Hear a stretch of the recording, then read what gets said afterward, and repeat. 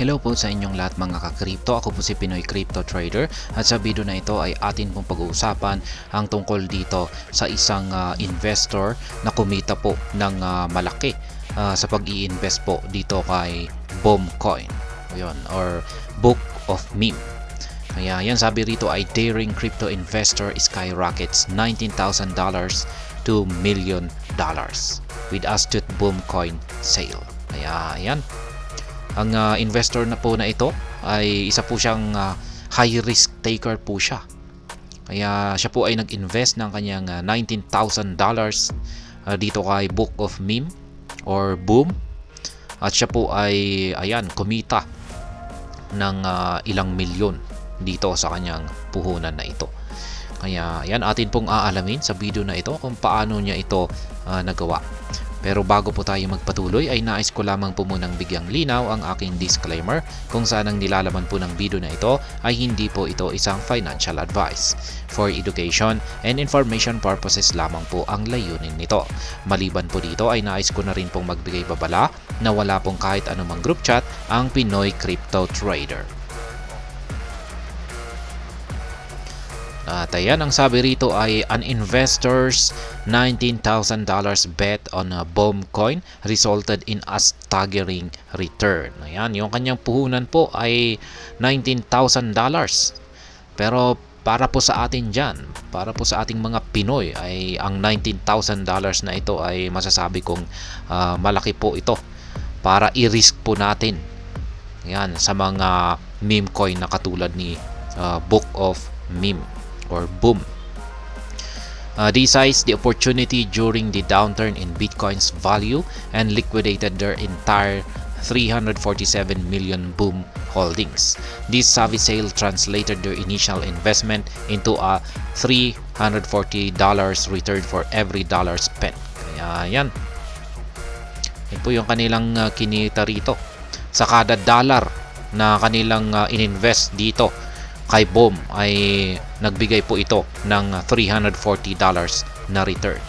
Kaya para makalculate po natin yung kanilang kinita rito ay $19,000 times $340.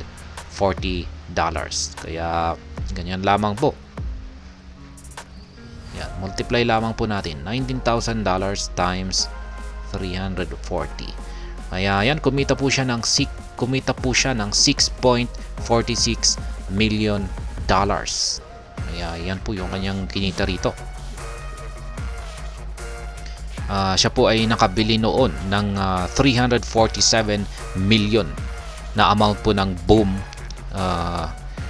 holdings. Yan. At ito po ay kanyang binenta noong si Bitcoin ay bumabagsak. Yan, entering the pre-sale with 102 units of Solana, the investors' tokens were divested for 34,647 SOL, culminating an impressive $6.58 million payout. This ranks as one of the most lucrative short-term returns for a sub $20,000 investment in the crypto space, highlighting the sector's high-risk, high-reward nature. Kaya yan, yung kanyang ginawa po rito ay bumili po siya sa pre-sale ni Book of Meme or ni Boom. Siya po ay nag-invest ng 102 na Solana. Ayan, at kumita po siya nung siya po ay nagbenta na. Nag-invest siya ng 102 na Solana at nakabili po siya ng 347 million na Boom. Ngayon, nung binenta po niya ito ay yung kanyang Solana ay naging 34,647. Kaya ito po ay may katumbas na $6.58 million na kanyang kinita. Kaya nagpapakita lamang po ito ng isang short term na kung saan ay pwedeng kumita ang isang investor ng malaking amount dito sa mga meme coin. Pero ito po ay nagpapakita na rin ng high risk, high reward. Ayan, risky po talaga ito. Para po sa mga bago lamang dito, mukhang kung pagtitignan po natin yung ginawa ng investor na ito ay mukhang talagang kahanga-hanga at parang magandang gayahin. Pero hindi ko po ina-advise ito na gayahin po natin. Kasi napaka-risky po nito. At parang tsamba lamang po yung nangyari dito. Or unless ay meron po siyang insider dito, or alam niya talaga yung kanyang ginagawa. Pero sa tingin ko ay kung tayo po ay baguhan pa lamang, tapos tayo ay magre-risk dito at inaasahan natin na ganito na rin yung mangyayari sa atin, ay ayan, hindi ko po yan rini-recommend. Ayan, high risk po ito at saka pero high reward. Pero mas mataas po yung risk na hindi ganito yung magiging yung kalalabasan ng mga, kasi majority po ng mga meme coin ay hindi po talaga nagkakaroon ng ganitong resulta.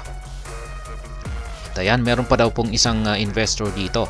Another investor operating under the wallet name Sunday Funday converted a $72,000 investment into a massive $30.2 million within 3 days of BOM's pre-sale. Recently, they sold a portion of their holdings, 190 million BOM coins, netting $3.66 million and still retaining valued at around $26.5 million. Ayan, meron din pong isang investors dito at mas malaki po yung kanyang puhunan dito na kanyang pinasok dito kay BOM, $72,000. Pero kumita na po siya ng $30.2 million sa loob lamang ng 3 araw dito kay BOM. Ayan, nabili na rin po niya sa pre-sale yung kanyang BOM, yung kanyang mga BOM holdings. At siya po ay nakapag-take profit ng $3.66 million, pero yung iba pong mga tokens niya ay hindi pa niya binebenta. At ito po ay nagkakahalaga ng $26.5 million. Yan po talaga ang tindi ni BOM. Pero gaya po ng sinabi ko po ulit kanina, ay hindi ko po rin i-recommend ito, lalong-lalo na sa mga baguhan na mag-risk dito sa mga ganitong mga meme coin. Yan, high risk, high reward.